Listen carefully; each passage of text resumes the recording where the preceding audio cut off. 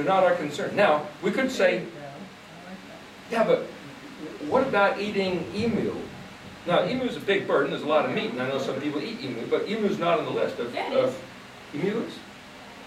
Ostrich, it's on there. Ostrich, I thought was on the list you're not supposed to eat. You're not supposed to eat it. That's what I'm saying. Oh. Oh, emu and ostrich, I guess what I'm saying. Yeah, but so it's not. It's on the list if we don't eat it. What not to do. Yeah. So in other words, what I'm saying is on the list of what we're not supposed to do, other people do it just fine, and they think it tastes quite good. You know, it tastes like steak or chicken or something. It's red. So. Well, you know, back when I tried some, you know, they have some restaurants that have it, and it's like, well, but I didn't even observe what Yahweh said to do or not. So here you say, Yahweh says all through the book of Leviticus, especially chapter 11, he says, I'm Kadosh, therefore you're to be Kadosh. This is the way we do it in my house. So the letters Kaf and Lamed line up with the instruction, like the constitutions of the kingdom, the protocols of what's done in Yahweh's house. And he says, you come into my house, this is what you do. You come into somebody's house that has nice carpet, and you say, please take your shoes off. It's like, yeah, but I... Just take your shoes off. This is what we do. Don't spit on the floor. Okay. It's like, you know, if you're gonna worry about it and complain about it, then just stay outside. But you learn the ways of what's in here. So Yahweh keeps saying, this is the way my family does it, and so this is the way you ought to do it. And so he gives us a list. That's kind of like returning to the Father's banqueting table. This is what he prepares for us to eat. This is what we eat. And if somebody else doesn't want to eat it, then go eat the pig slop. Because, you know, the guy that was serving slop to the pigs and said, boy, I wish I could eat that. He says, the word for pig, chet, zayin, yod, resh, is one who returns. And like I said the other day, he was looking at it and saying, I wish I could eat the food of one who returns. Right? You guys heard me say that?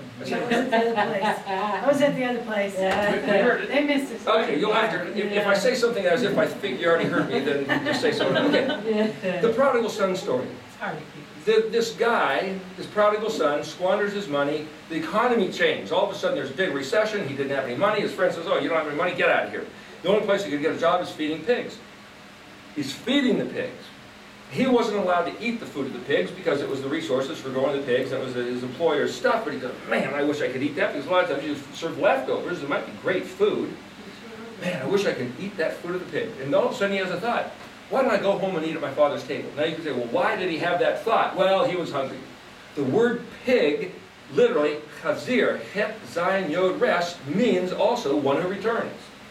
So in Hebrew, when you're saying, there's a pig, you're saying, there's one who returns. It's the same exact word, maybe a different vowel point. But it's the same 4 letters of spelling. So when he's saying, I wish I could eat the food of one who returns. Hey, I know, why don't I eat the food of one who returns? I will return to my father's house. It was like a very distinct, direct, one-to-one correlation. It wasn't like this jumping off to this whole other subject.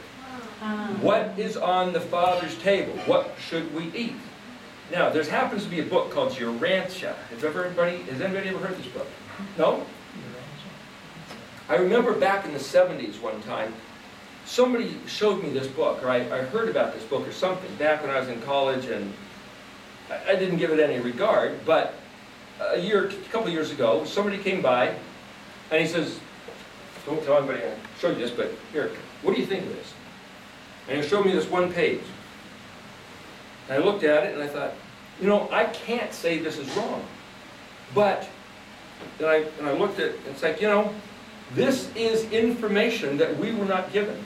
This is information that was channeled or given by aliens, titans, angels, demonic channeling, or whatever they are, from the other side of the universe, who has disclosed to somebody what really happened on the other side of the universe, and what's really going on behind the scenes, and stuff about science. Well, now if you look at the book of Enoch, it says that Enoch went up into the heavens, and he was talking to these angels, and he got the lowdown on what happened before the flood. And what happened was these big shots, some say they're the sons of Elohim, that got together with the daughters of men and produced the Nephilim, the fallen ones. But these guys fell from their estate in the heavenly realm, and they came to the earthly realm, and they taught men how to make weapons, and how to do metallurgy, and how to craft idols. And they stirred up the whole commotion of trouble, which caused the fall, which caused the flood. When I say the fall, I mean the fall of society and mankind in general, which caused, you know, the Noah's Ark flood and all. But it's because these big shots, these angels, these whatever they are, space aliens, had come and infiltrated mankind and given them the stuff that Yahweh didn't give us to eat. They gave them different information. And so he asked me to look at this page, and I said, all I know is that this stuff might be true, but it's not what Yahweh told us to eat. Yahweh gave us this to eat. He gave us this Torah. And the guy says, yeah, but that doesn't mean it's wrong. It's like, I don't know if it's wrong or not. If a guy says, I'm a liar, is he telling you the truth? That's good. So here we've got these doctrines of demons that we're told have infiltrated. Where do they express themselves? I would suggest that it's the book of Urantia. Now, if you choose to look at it, that's up to you, but every minute you spend reading the book of Urantia, you could be reading the Torah. Well, we don't read the Torah, we don't read Hebrew, we already know the stories in English, but there is so much time you can spend reading this stuff in Hebrew and getting stuff out, and this is pure food. Reading the book of Urantia is like eating pigs and snakes and ostriches and cockroaches and rats, and it's all the stuff that's not on the table. So, going back to Deuteronomy 28, it's got the dots above the words, Lenu Velabenu. Now, the other interesting thing about Deuteronomy 28 is that the verse right in front of it. Now, in the context of the publisher's printing of the Stones Tanakh, right down at the bottom is the word that has the dots, and the word right above it has an enlarged letter Lamed. Now, in the JPS, it doesn't have it that way. One's on one side and the other side's on this side of the page, and so you missed it. But I happened to look at this one day because it's got dots above it, just like the one where he kissed him. Is that the middle? Excuse me?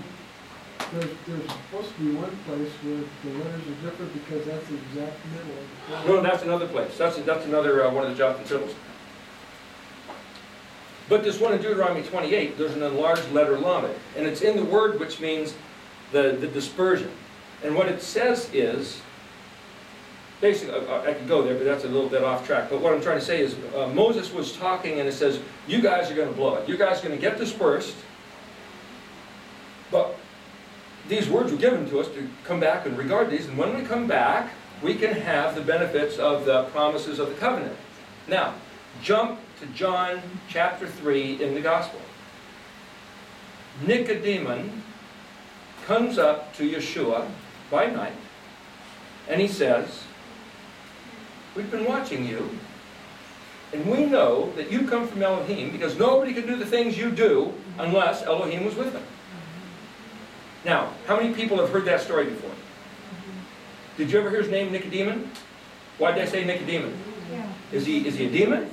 Well, in the ISR version, which goes back to what the Hebrew kind of phonetics are, it says Nicodemus, but I've always heard him as Nicodemus. And all of a sudden it's like, wait a minute, what's his name? Is it Nicodemus, Nikadamon, or is it Nicodemus?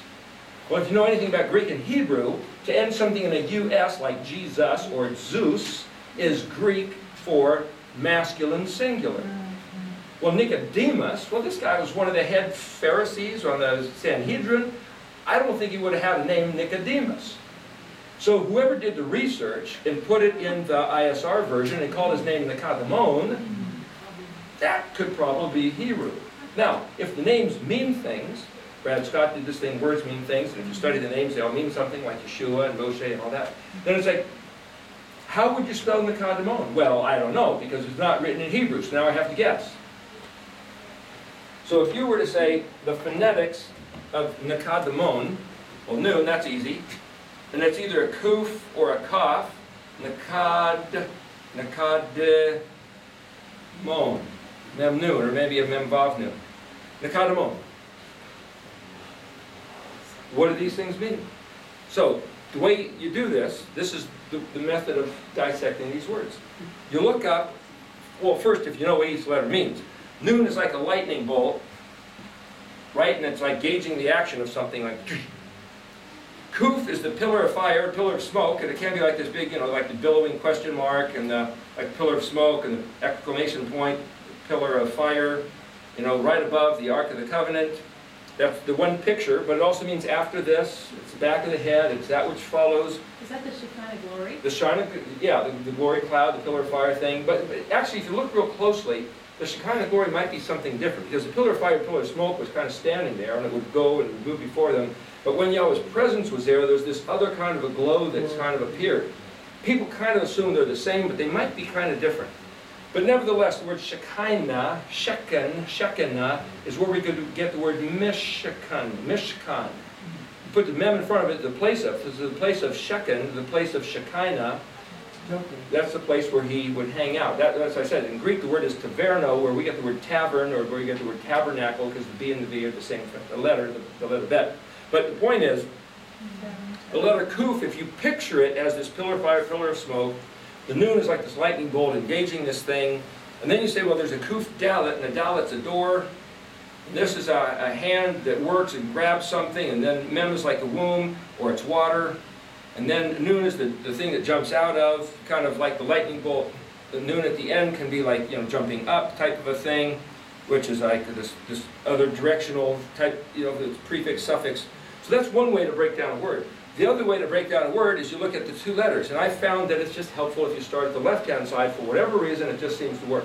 Mem nun literally means out of and away from, more than, beyond, because you have mem, which is a location, and nun, which is the, so it's not like a fish has to be jumping out of the water, but it's the picture, it's the concept of from here it goes to there. And in fact, if you use the letter mem as a prefix, it means the place of, which is the place that you're from, but it also means away from, because it says, well, this is from, so it might mean opposite.